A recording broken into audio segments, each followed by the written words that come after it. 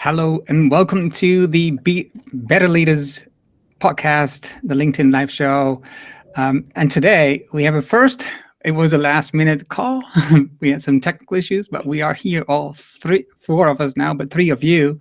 So I have Lindsey, Arielle, and Jenny. Welcome, the three of you. Thank you. To be here. Thanks. So nice to be here. And I just said already when we talked before we went live that this is the first time I have three people in the conversation. So it's going to be interesting how this is going to go. It's going to be an interesting experiment we do together. So we'll see how this goes. If it doesn't go well, then I've already made here some how you call this? Excuses for myself that I haven't done it before, right? So I have excuses if it doesn't go well. It's all about learning. We get to learn together and experiment. Yes, that's correct. That's correct. So how we got here is I know Arielle Goodman from the Inner Development Goals, where her name popped up, and also on my LinkedIn she popped up. And I'm involved with the Inner Development Goals, and she is. But we all are, obviously. And so I asked, and she said, well, yes, of course, but only if, no, she didn't say only, but only if the three of us can do this as a team. And I said, okay. I think it's interesting enough to have this conversation. So let's start with your company. You have a company which is called Unlimited Boundaries. What's with that name? I had a feeling you were going to ask that question. I didn't even know that. So how would you know that? I'm psychic. Just kidding. Well, I want to direct your attention to this beautiful picture behind me that was made by my 90-year-old grandmother. And when I was talking to her and painting a picture, metaphorically, of the vision that Lindsey, Jenny, and I shared around our shared work, the name Unlimited Boundaries came to her. And to be more specific, one of our service offerings was around bringing teams to land to deepen their connection with themselves, each other, the place, the farmers that grow their food. And she kind of saw a broadening of horizons and an opening of perspectives, unlimited boundaries. And also unlimited boundaries is a paradox and a polarity around structure and freedom. So there's a lot of meaning making, and we've rolled with that name since. So Unlimited Boundaries is who we are.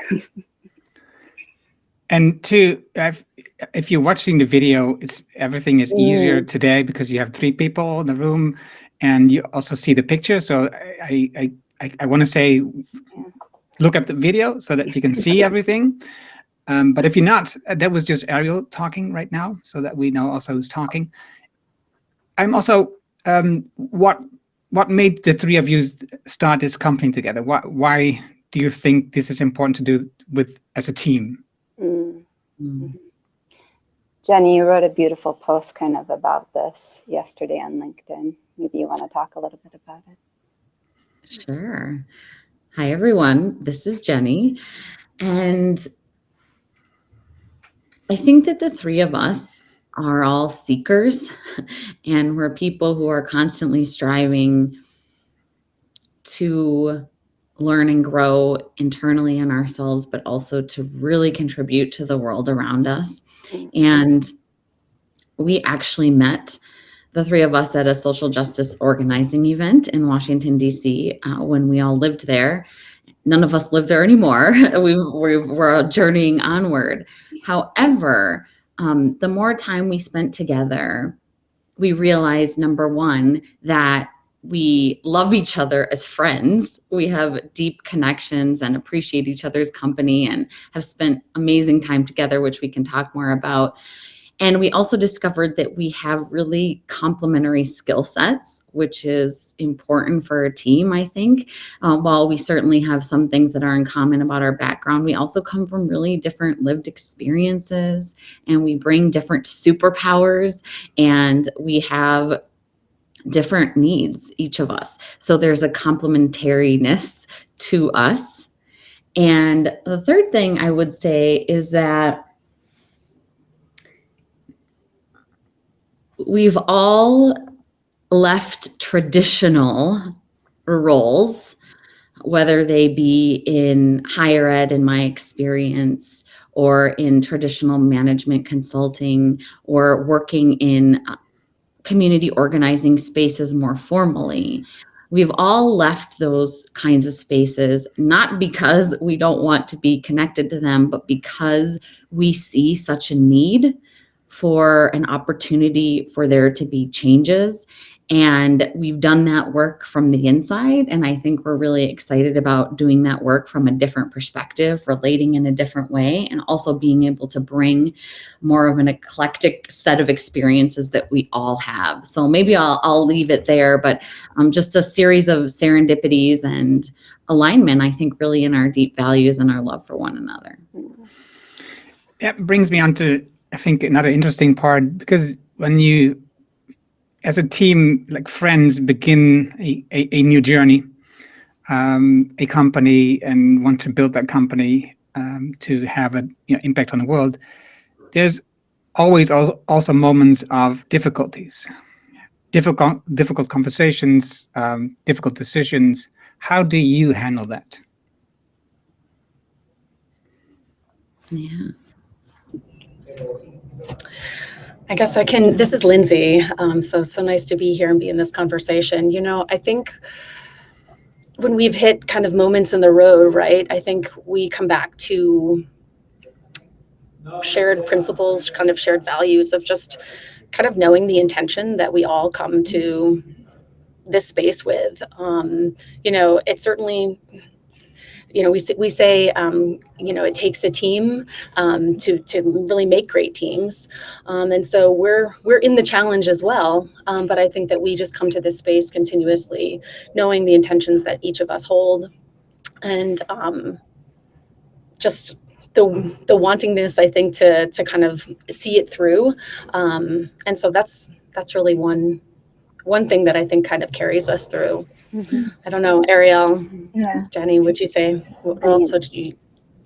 Yeah, everything that you just said deeply resonates. Maybe to pull a thread of two things. One, connecting to our deeper why. We're really inspired by Dr. Vivek Murthy, who is the U.S. Surgeon General. He's put out a report around the epidemic of loneliness and isolation, and really pointing towards connection and community as a form of healing and what's needed now.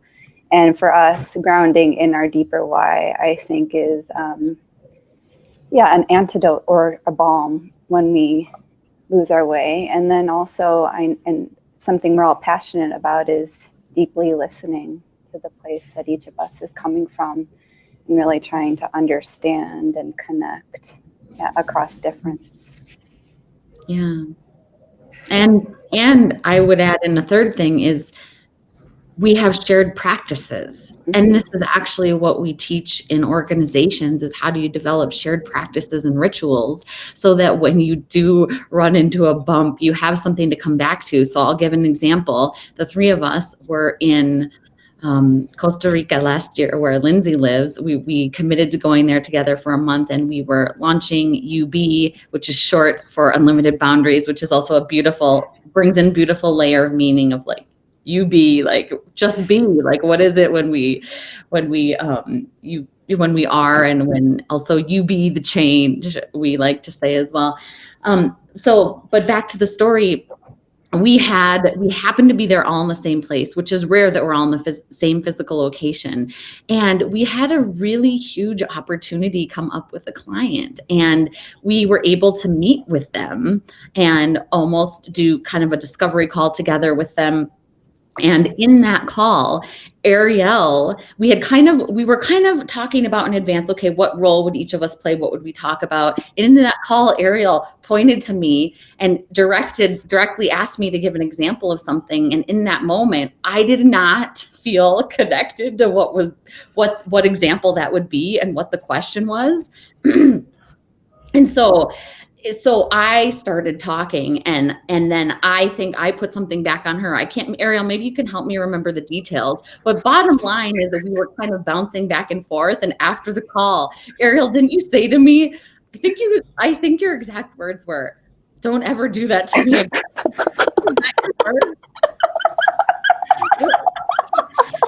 Right. Okay. So it was something along these lines. And we were all like, okay, let's all take a deep breath, because we were nervous. It was high stakes call. The internet was in and out because we were in this, loft in this, spotty area in Pavones in Costa Rica. And so what did we do after that? I think it was Arielle who suggested, guys, let's circle up. Let's go back to our practices. Let's take 3 questions. Let's all take some time to reflect on these. Let's come back together. Let's sit in circle. Let's ground together. Let's get grounded. Let's get recentered in our bodies. Let's celebrate the amazing things that we just did. And then let's hear each other out. Let's hear what made you uncomfortable. What was the thing, that hurt or that made, that brought up the insecurity or whatever that created the trigger, right? Because there was triggering happening. And we learned from that. And since then, I think we really did learn from that experience, because now that we know that there's certain things that could potentially make each other uncomfortable, it's like, okay, how can we support each other in those moments? And we have the practices that we can return to. So those practices are really, really essential. I think that's an interesting point. That's exactly what what managers and leaders are looking for, right? So these practices to use, how they could help themselves and their teams to have these difficult conversations, because it's happening all the time. And you see that. Well, I can point to myself. I see myself sometimes be avoidant of those difficult conversations and having trouble with those. I'm getting better at it, but it's still sometimes very difficult. And I know I'm not the only one, so I know that it's a very common topic. And you mentioned there you were in Costa Rica, which is an interesting point to talk maybe later, but that's one of the few times that you're together. Normally you only work the same way that we work now, using video and voice, and you're not close to each other. And I think that's another topic for leaders right now, because of the changes in the teams and organizations, what's going on with people working from home and having this distance between them, well, physical distance. What do you do to make the connections between you, keep the connections between you strong?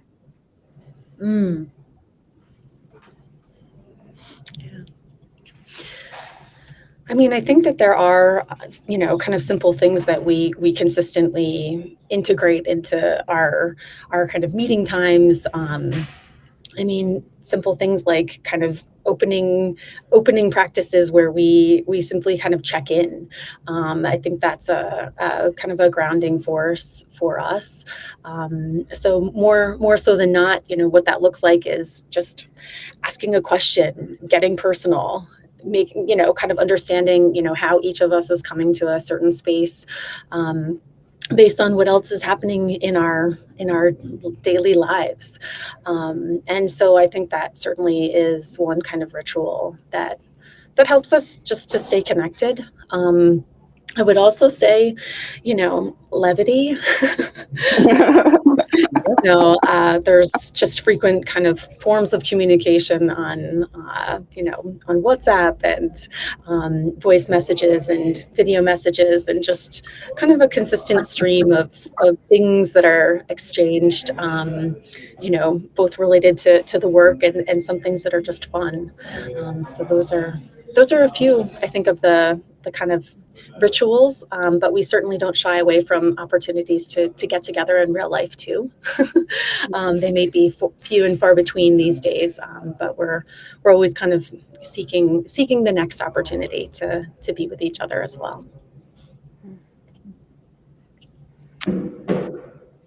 The title that I gave this topic was this conversation was from breakdowns to breakthroughs, right? So what is the breakdown that you see at the moment in, I would say the world, but it may be too big, let's say in business? I'm wondering if the jaguar story fits in here. Yeah, it might. This is Jenny speaking. I feel weird saying that, but I'm going to keep doing it for the folks listening on audio only. I think that the three of us have worked with across many different sectors, many different organizations over the years. I think that's one of the really unique perspectives that we bring. And something that is very consistent since I even started working in my career 20 years ago, that still to this day, the most recent clients we're working with, it's still the number one thing coming up, which is why we've really centered our business around it, is the challenge of working in an organization or community setting with silos, and how silos divide us and how they keep us sort of disconnected or fragmented in different ways. And that truly impacts shared goals and the bottom line of business. So there's this silo challenge. And then there's also what very closely related to that is communication and collaboration. I mean, we are no longer living in a time where people can do anything on their own. We have to collaborate. And so there's the technical things that help us collaborate, like technology and processes and tools. But then there's the human element of collaboration, which requires us to learn new skills, unlearn old patterns and behaviors, and do things differently. And so let me pause there and just see if anyone else wants to add anything before we kind of maybe dive in a little bit deeper and maybe share other stories. Mm-hmm. I guess what I'll just add, kind of connecting to our deeper why around the epidemic of loneliness and isolation and the healing power of connection and community. It's a hypothesis of ours, is that we see fragmentation happening all over the place. We are born into a story of fragmentation, and we see that in organizations. And learning how to reweave relationship with our own selves, with each other, with our planet. Yes, that applies to business, but is also part of this other meta story and healing that's happening, and those two are woven together. Hold on, Arielle. What do you mean with born into? Thomas Huebl likes to talk about how we are born into, as human beings, a story that is a society that has all endured collective traumatization, meaning we are socialized to believe that we are separate, that we aren't interdependent on each other. And so when I say born into, I'm really speaking about socialized dominant culture, the sea that we all swim into. We're conditioned from the moment we come onto this beautiful planet. We hear this story and are shared these messages. Yeah, even the science around this is fascinating. How epigenetically, sort of the ways that we've learned to adapt, and the trauma, that has lived within us is passed on epigenetically until that is integrated and healed. So, this is biological, this is physiological, and it's also, the social construct. And so, also a metaphor from Thomas, he talks about how you can almost think about it like if you're born in a house and you've never gone outside, all you know is what's inside of those walls. And let's say maybe that house doesn't even have windows. So maybe there's beautiful things in that house, maybe there's amazing tapestries, and maybe there's like polished floors, and maybe the light, there's a chandelier that shines bright, but maybe that beauty doesn't even start to compare to the beauty that's outside of that, which is our truest nature, where, the plants and the animals are flourishing, and you have the rivers and the oceans and all of this, right? Like if you've never stepped outside of that house, you just don't even know that exists, right? And so while there are beautiful things in this house that is humanity that we've created, there's also a lot of harm and a lot of trauma, things that we may not even recognize as such. And because we don't know any different, because we've never stepped outside of that house and we've never seen a different perspective, we don't necessarily know that. So a lot of our work is shining light on, making things visible, illuminating things that happen within the house of organizations that we've come to believe are normal, but that are actually trauma responses, and they create fragmentation, because essentially the trauma response is separation until we can bring something back together. And I think just in a business context, you can see kind of fragmentation just in, the way organizations are set up from a functional perspective or maybe a geographic perspective. And we like to say, sometimes lanes and kind of these boundaries, like, they have a purpose, right? And I think that that's important to acknowledge.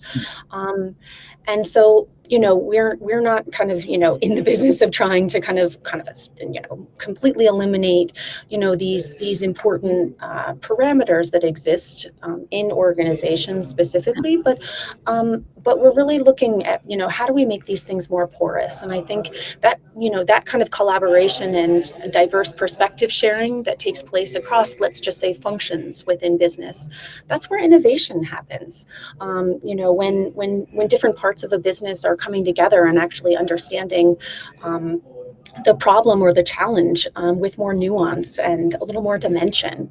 And then there's creative problem solving that I think really takes place in those types of settings. And new things are born. Not only relationships are built, but then, organizations are able to address problems and challenges, I think, in new ways. Yeah. Great link, Lindsey. When you talk about trauma, and Lindsey, you live in Costa Rica now, and we've been talking about the Inner Development Goals. We see a lot of what the world sees is driven from the Western world, right? So it's built on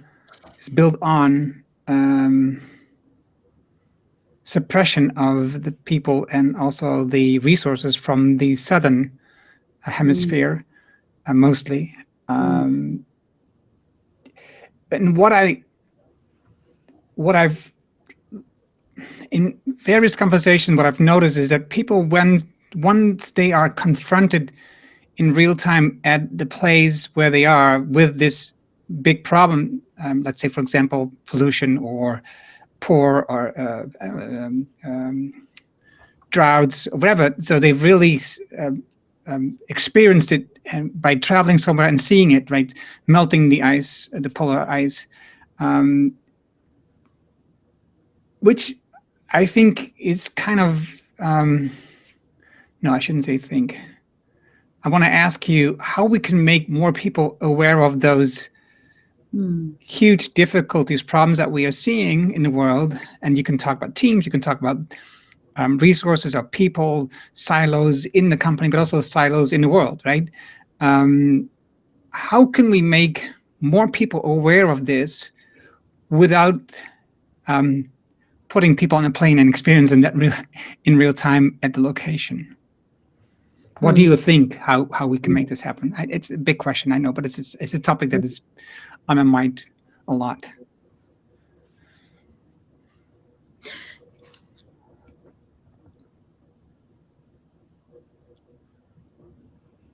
And if I can just inquire a little bit deeper, you're asking this question because there's an underlying assumption there, right? That, like, if we can get more people to become aware, then what? I'm just curious, what is your... Well, for example, there was, I have two examples. There's a young lady here in the Netherlands. She started the No Waste Netherlands organization because she was in Costa Rica on a very unclean beach. And she was already being very, not buying new products, very aware before she left. But then she decided, okay, this is so big. I really have to do something with it. I have to get more impact. I have to build an organization and really work on it. The same with I always forget his name. The chairman of the UN. He recently went to the North Pole to see the ice caps melting, right? So, and he was already very aware of things that were going on, but by seeing it with his own eyes, he was even more aware of how bad the situation is. And so then because you're so aware, you think, oh, I have to do even more than I'm doing right now. And we cannot ship everybody to those places to experience themselves, because we're almost 8 billion people on the planet. We cannot do that to make everybody aware about everywhere the situation. It's the same like making everybody aware of all the silos in the company. You cannot show them all the silos. You have to also experience the silos without being in them, I should say, maybe. Does that clarify?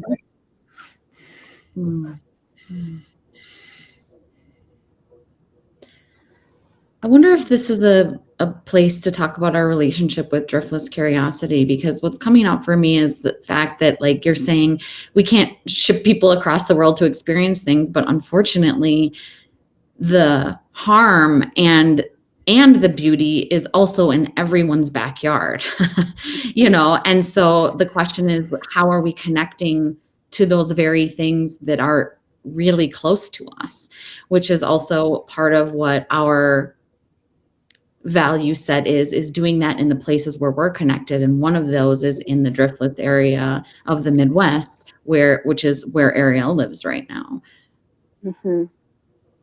Yeah. This notion of bridging perspectives and connection to place and context. So Driftless Curiosity is one of our beloved collaborators, and Joy Miller might be listening right now. Hi, Joy. They are doing extraordinary land-based learning in the Driftless region of the Midwest, Wisconsin. And so one of our service offerings is actually bringing businesses to that place to, like you were saying earlier, start to really understand, okay, what does nourishing food for our community actually entail? What does caring for our place mean?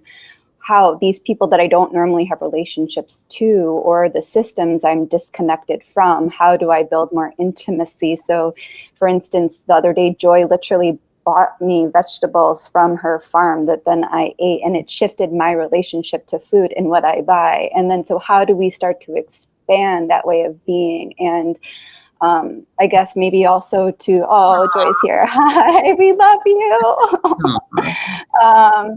Erno, and I'm not sure if you were at the Hubs Dialogue last Friday, but Wakani Hoffman talked about Ubuntu, and it's this, indigenous way of being and showing up in the world with lineage from Africa. I am because you are. I am because we are. When we start to feel that everything I do is interconnected to all life and create an experience for people, not just to think about it, but to feel it, that starts to shift the way in which we make decisions and how we show up in the world.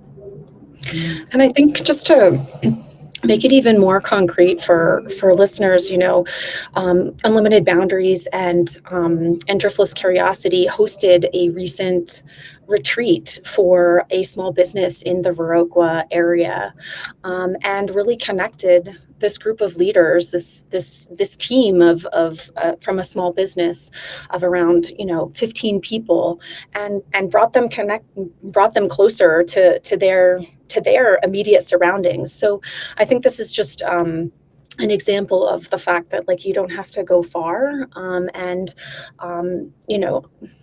we were able to create just a powerful day-long experience in nature, collectively creating a meal together, and hosting a conversation that bridged perspectives, that brought this team closer to one another, so they could build resilience and really connect across the boundaries that exist, or within their organization, and help this organization really thrive and look towards its future.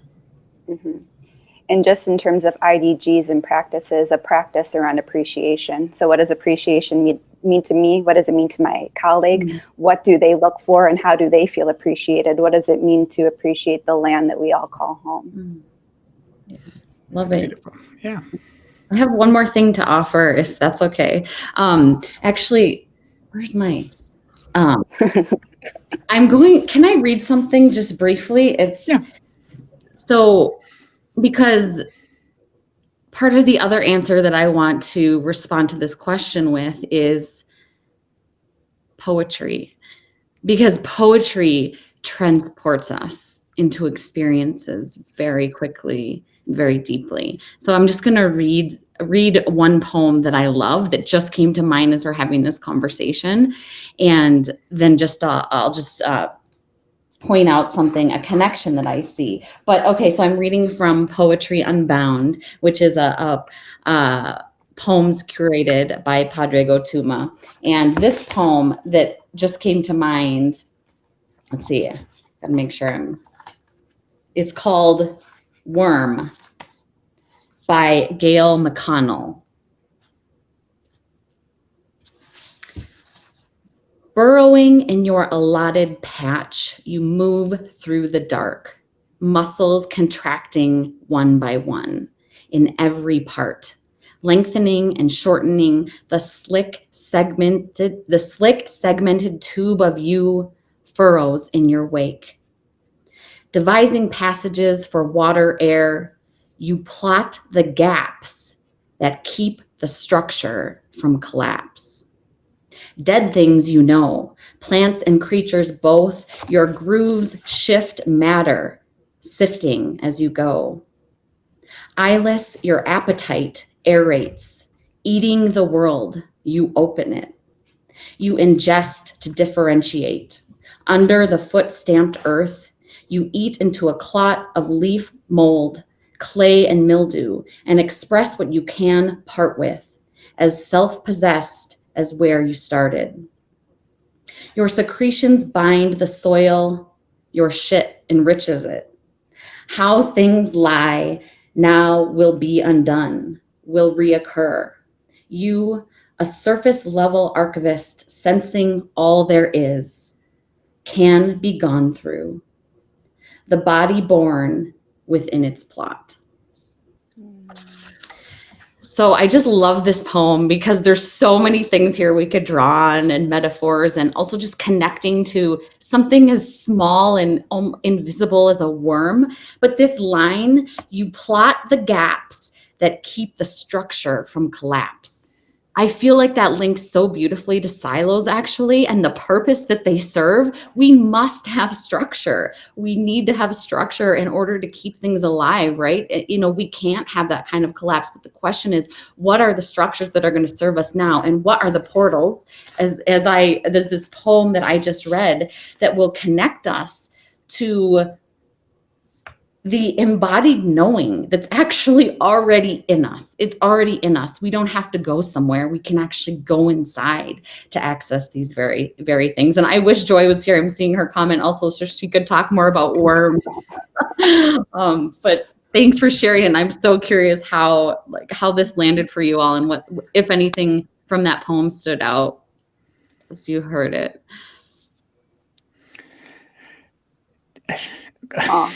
There's a lot of firsts today. This is the first time somebody read a poem in one of my podcasts. I'm doing 8 years of podcasts now, more than 8 years. The first time someone reads a poem. So that's very beautiful. I have two more questions.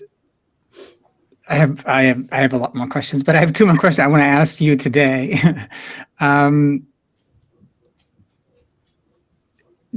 of the things I read earlier on LinkedIn today, I think it was this morning, was about about this topic that we just talked about, right? So to make people aware what's going on without actually going there. This person, I'm not sure who it was, I don't remember who it was, said we should share the good things that we are doing publicly so that more people learn about it. And I think that was an interesting view, because I think it is important for other people to see what they can do, and it's very difficult if we don't share what we do. And at the same time, I feel that you know, a lot of us are very in their silos, maybe, in their own bubbles. It's not really a question. That was just a remark. And if you look at those silos, now the question comes: what do you think? How Gen Z, Gen Y, so the younger generations, look at these silos in those organizations that you work for?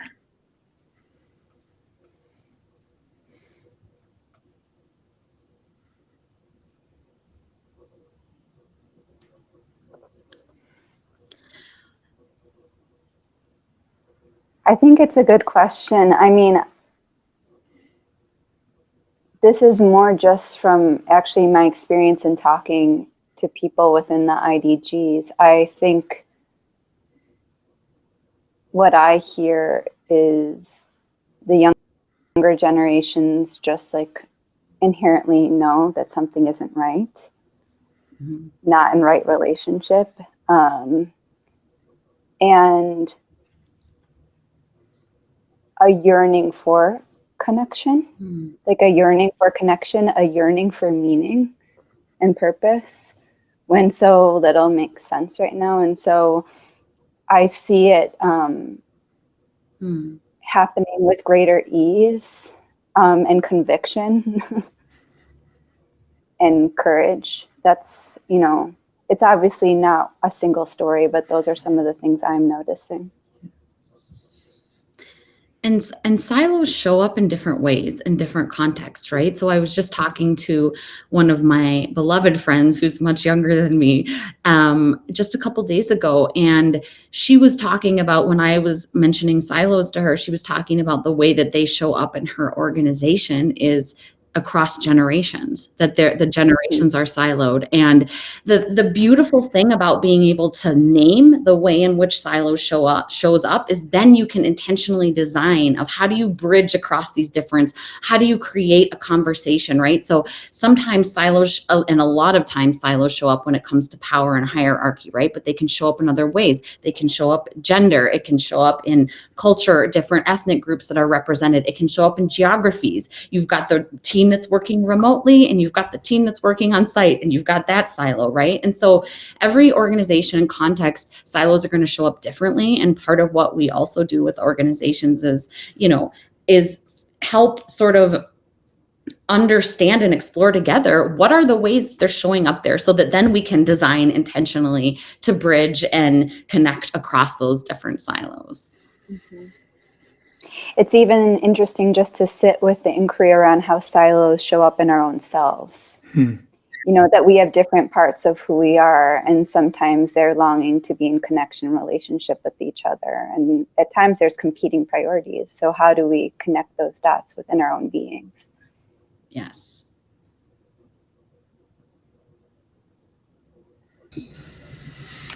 Okay.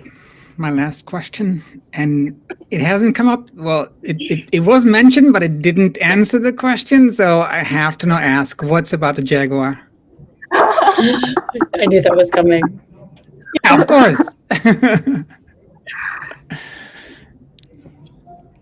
Arielle, do you want to start? Or I've been just conscious that I've been talking a lot and I want to hear other people's voices. I know, but why don't you start us off? Because I think it's a beautiful story that has emerged through you, and I will help recall some of those. You can help recall, and then Linz can help with the meaning making, because there's so much here. But I'm going to also try to tell this story briefly, because to be transparent, I do have a short attention span for stories, so I'm going to try to do that. That's because also myself. So here we are. We're in Pavones, Costa Rica, which is a world-renowned surfing destination, actually, out on the coast. Beautiful. We're there visiting Lindsey. We all travel there together because that's not where Lindsey's living in Costa Rica. She's in a different part. And we were staying in two different houses, one beach house and one was like a jungle mountain house. And we had been traveling between them. And one evening, Lindsey was down in her oasis at the beach house, holding down the fort for the evening. And Arielle and we drive up to our jungle house in the mountains. It's very dark. And we, I just want to say something, though, to create more so people can visualize. We were staying in community. We had befriended community. So we weren't like in a hotel or anything. We knew people who lived there. So yes, it was beautiful, but I want to also bring this like rustic connection to land. Very rural. Yeah. Very rural. In fact, we were driving a truck, and these were the kinds of roads. I've lived on an island before, but these are the kinds of roads you're like white knuckling the entire time you're driving, because you're going over bridges. Ooh, and I got the AI fireworks. Is that AI? Yeah. Amazing. But you're driving over bridges where there's literally two pieces of wood and you have to position the wheels exactly on there. So anyway, these are all things we've navigated together. back to the jaguar. So it's dark. Arielle and I pull in. We park the car. We walk out to close the small gate before we go in to go to sleep. And because we'd been working late with Lindsey and it was a long night. And as we're walking back, we hear this noise, like this rumbling. And we both just stop. And we're like, what is that? And we hear this like very close to us. And Arielle says to me, I can't see her. She's slightly behind me. She goes, Jenny, do not run. Do not run. Do not run. Do not run. I immediately ran as fast as I could for the door. Okay. Like, this was fight or flight, people. This is like there was no frontal cortex engaged here. Fear for my life came over me. I was like, there's a jaguar. It's going to eat me. There's nothing stopping me from running. So I run to the door. I get there and I unlock it. I'm like shaking and I turn and I'm waiting for Arielle and she's slowly walking to the door and she gets there and we get inside and we lock it and we're just like, what is out there? Okay. What the hell is out there? So we go the next couple of days, we're telling everyone our story. We survived the jaguar, even though I had my flight moment and did the exact thing that I shouldn't have done in that situation. Right. Luckily no one got eaten. But then a few days later, the three of us are hiking up in we met friends in the neighborhood and we're hiking in this one area and we hear the sound again. And Arielle and I are like, oh my gosh, there's a jaguar. It's like the same jungle. So we're like, the jaguar's here. And Lindsey hears the sound. And so we look around and there's like a water tower, because it's a way of like capturing rainwater and of course water flows. So there's a water tower. So there's stairs. So we immediately go and we walk up and we're like, the jaguar can't get up the stairs. Okay.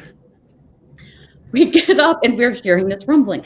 We get up to the top and from this view, from this perspective, we could see down to the town, we could see the water and we could see barely tiny little bits of the road. Mm-hmm. And as we took in our surroundings and we looked and we listened, we realized that rumbling was the sound of motorcycles about 20 miles away from. Look at Erno's face. Oh my God.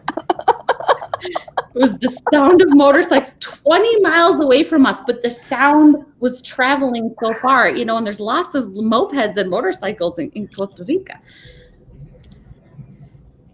Okay, so this is hilarious, by the way, because our scary jaguar in the dark is now something, that wasn't even an animal more than 20 miles away. But here, what did we do? We created this story in our heads. And how does this relate to anything besides the fact that it's funny? And we had to go back to people and say, actually, it wasn't a jaguar. It was a motorcycle 20 miles away. The point is, number one, we all have conditioning in us, and we bring that conditioning into our workplaces and into our relationships. And so even the fact that I heard that noise, I related that to what I knew, and what I knew was wild animal makes those kinds of noises.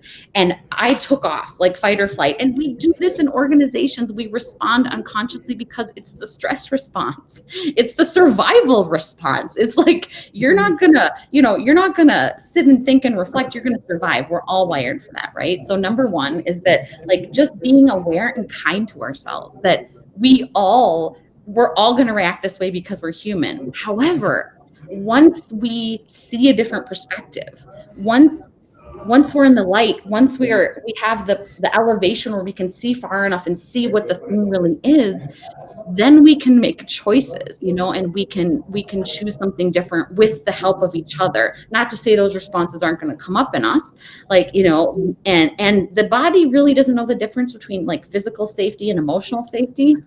So, we're going to react the same way. If we don't think that something is emotionally secure, we're going to react the same way that I did when I thought there was a jaguar 20 feet from me in the yard, right? So these are the things that we can learn and we can recondition and through practices once we know better. but also we can be compassionate towards ourselves, because this is human nature. This is human nature. So what do you guys want to add in, Linz and Arielle? Any other connections you want to make? Yeah, I mean, I think it's the unlearning and the learning. And, you know, in Immunity to Change, it's like the big hairy monsters or the fearless inventory, these things we hold, the lens that we see the world. And when we start to see the lens for what it is, it becomes really liberating and freeing. Yeah, and I think I would just say, you know, building on the compassion, Jenny, compassion for yourself, but then also compassion for other people when we realize that, you know, our colleagues and our managers are all under these kind of immense pressure. And so when we can kind of create and like offer a layer of kind of understanding, forgiveness, then what emerges, you know, we can kind of hold things a little bit lighter, maybe take things a little less personally, and kind of, again, just be more apt to work across boundaries, because we just are coming with a deeper level of compassion for what other people are experiencing as well. In our shared humanity, that we all get to do this together. Yeah. A lot of firsts today, Erno, huh? How do you feel? What did you behind the cry? Jaguars, palms, 3 people. It's amazing. It's amazing. For you watching the video, you can see now in the bottom scrolling the websites, it's unlimitedboundaries.co, so that you know CO, you know what's where they can find, and I've now also read it out loud so that if you're listening to the audio version, you know where to find it. I'll make it easy for you. I have a QR code that I can click on so that I can show that right here. It goes over your photos, I'm sorry. But if you use the QR code, it goes directly to this website, so it makes it easier for you to do that. So for today, I want to close this one off and remove this one again, to saying that we have the video and audio version by Monday online at betterleaders.me. So this is a new URL, betterleaders.me. And as always, thank you, the 3 of you, for sharing your stories and your conversation and the poem, and also showing me ideas, and also the audience, about how we can work as teams and get out of these silos, maybe not out of it, but be aware of it and talk about it. And all the difficulties at the moment that we face, but also what we can do about it by compassion and asking good questions. So thank you for joining us, audience, and we'll see you next Friday at the same time, 9 a.m. Central and 4 p.m. Central European time. Thank you all. Thank you, Erno. Thanks so much.